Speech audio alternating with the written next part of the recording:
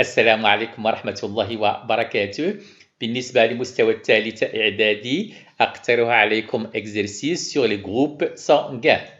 Comme vous le savez très bien, la détermination d'un groupe sanguin consiste à mettre en évidence à la surface des globules rouges, les leucocytes, les hématies plutôt, je m'excuse comme on les appelle aussi, la présence ou l'absence des antigènes, antigène A et antigène B, et aussi la présence ou l'absence de l'antigène rhésus standard D.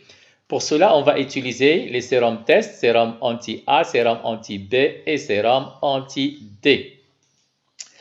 Donc, on va déposer une personne X, on va déposer les gouttes de sang de cette personne sur les 4 sérums anti-A, anti-B, anti-AB, aussi anti-D, et on va effectuer l'observation, bien sûr. Donc, on voit très bien qu'il y a agglutination avec anti-A. Ceci montre bien que sur les globules rouges, sur les hématies de cette personne, il y a présence de l'antigène A. Ceci montre bien déjà, on peut dire dès maintenant que le groupe sanguin, il peut être A.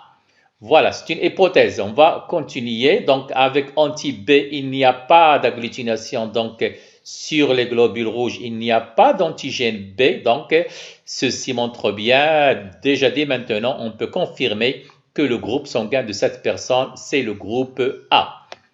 Automatiquement, s'il y a agglutination avec l'un des deux, c'est-à-dire soit avec l'anti-A, soit avec le sérum anti-A, soit avec le sérum anti-B, automatiquement, bien sûr, le troisième essai avec l'anti-AB, il y aura agglutination. Puisque, bien sûr, dans ce cas-là, dans ce sérum-là, c'est un mélange du sérum anti-A avec le sérum anti-B. Alors, comme je viens de le dire, le groupe sanguin de cette personne, c'est A. Voyons maintenant le rhésus. Puisqu'il y a agglutination, dans ce cas-là, bien sûr, avec le sérum anti-D, ceci montre bien que sur les hématies de cette personne, il y a bien sûr le rhésus, l'antigène rhésus. Donc, bien sûr, on va choisir le groupe sanguin dans ce cas-là. Donc, c'est A avec rhésus plus. Effectivement. Donc, on va on va chercher avec une autre personne.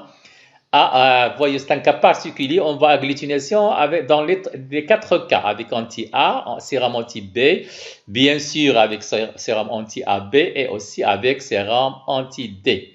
Donc, agglutination avec anti-A montre bien que sur les hématies, sur le globule rouge, il y a l'antigène A. Agglutination avec l'anti-B, présence de l'antigène B. Donc, le groupe sanguin, c'est AB. Agglutination avec l'anti-D, donc présence du rhésus. Donc, le groupe sanguin de cette personne, naam, wa A rhésus plus. Voyons un troisième exemple.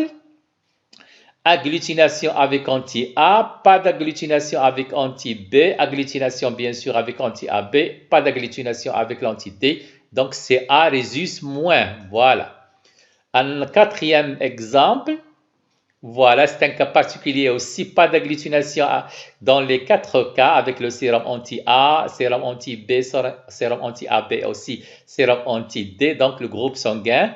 Pas de présence d'antigène A, pas de présence d'antigène B, pas de présence d'antigène rhésus. Donc le groupe sanguin, c'est O rhésus moins.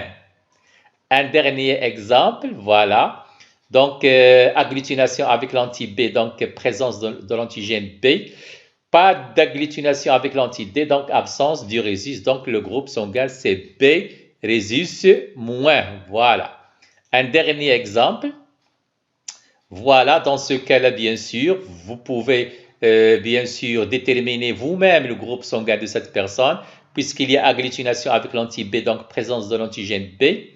automatiquement comme je l'ai déjà dit auparavant ضمنيا إذا حدث تلكد مع سواء المصل المضاد A سواء المصل المضاد B فأكيد سيحدث مع بطبيعة الحال مع المصل المضاد A و B لأنه بطبيعة الحال هذا خليط بين المصل أنتي A والمصل المضاد A والمصل المضاد B. Donc le groupe sanguin CB comme je viens de le dire. Bien sûr le rhésus, il y a présence du rhésus puisqu'il y a agglutination.